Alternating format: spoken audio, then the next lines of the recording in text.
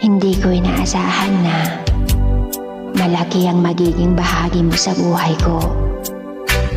Hindi ko inakala ang isang ikaw na gugustuhin ko. Isa ka sa pinakamagandang bagay na may pagmamalaki ko. Para sa akin, handa akong masaktan. Maranasan ko lang ang mahalin mo. Salamat sa pagmamahal na inalay mo sa akin. Salamat sa sayang dulot mo sa buhay ko. Salamat dahil naging parte ka ng buhay ko. At salamat sa pagpapahalaga.